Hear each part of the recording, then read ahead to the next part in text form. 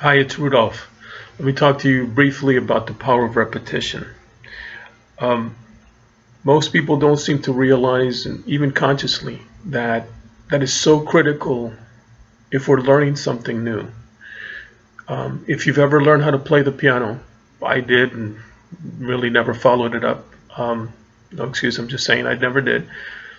But when I learned a new tune or a new uh, whatever, a new song, obviously if you're going to play it consciously and you're going to be tap tap tap, hit this key, this key, this key, you're literally having to consciously do something.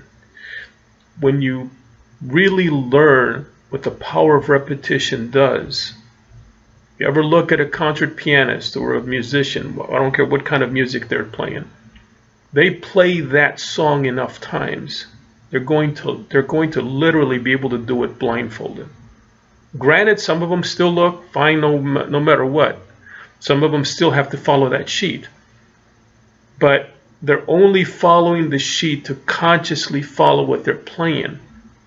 It's really deep down. It's like dribbling a basketball. Now, I'll give you another example. Dribbling, you're literally bouncing a ball. But you get it to the point where the movements are not so exaggerated. Anything requires repetition. You go take a martial art and you're looking at something and you're going, okay, I've got to learn how to do this, and you got to block, and you got to put my hand up, put my hand down, kick this way, stand this way, on and on and on and on. But if you're doing it enough times, you'll just unconsciously either block or punch or whatever. Same thing with throwing a ball or catching a ball. And it applies to everything else. Unconscious repetition is what you want, or you want that unconscious power of repetition. And you have to do it over and over and over again. Little tricks that you can learn, and one of the simplest ones, one of the obvious ones that most people don't seem to realize, is singing it. Now, I'll give you a quick example. How I learned how to do the alphabet was singing it, if you remember that. I'm not going to sing it for you, so don't get excited. But once I learned how to do it, and I learned how to sing it, it worked so much easier. And it sounds silly, but in ancient times, and I know most rabbinical schools still do it, how you learn long passages of scripture is to sing it. And you'll pick it up even faster. If you make things, literally you're applying to that side of the mind where you want to turn it into a game. It's literally almost going in there going, oh, found the spot. And once you turn it into a game and it becomes fun, enjoyment brings in so much more.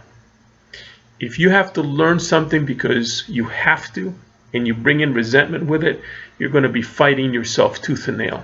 So have fun doing it. Final thing, and Bruce Lee said this, and I love to listen to what he said because a lot of people, well, with him and other people, and I'm going to bring up Michael Jordan later on, but they always take these people that have such great talent as in they were born this way, they are the exception, so therefore that's my excuse for not being as good. Let me tell you something. You might know this, maybe not.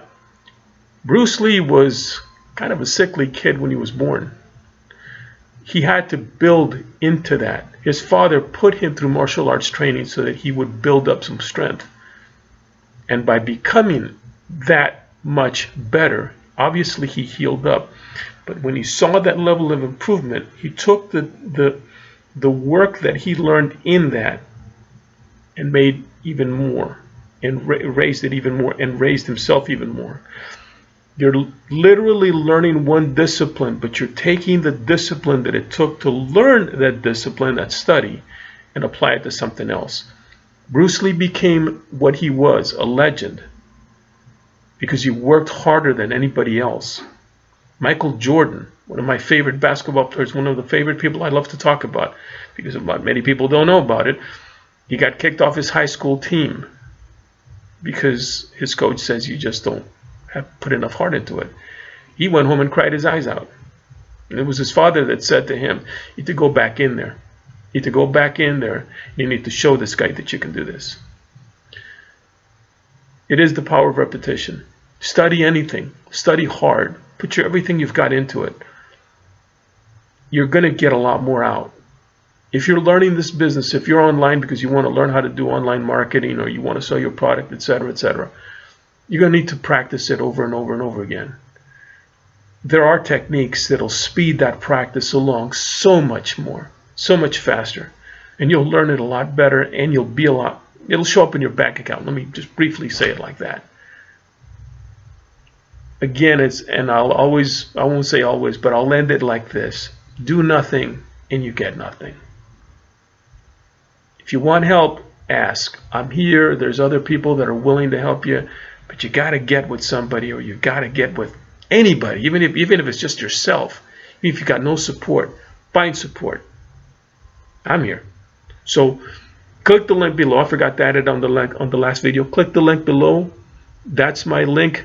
That'll put you on my subscriber list. If you need information, email me, call me. Usually I put my phone number there for anybody to call me. Some people I don't want to hear from. But otherwise, let's get cracking. Have a great one. Bye-bye.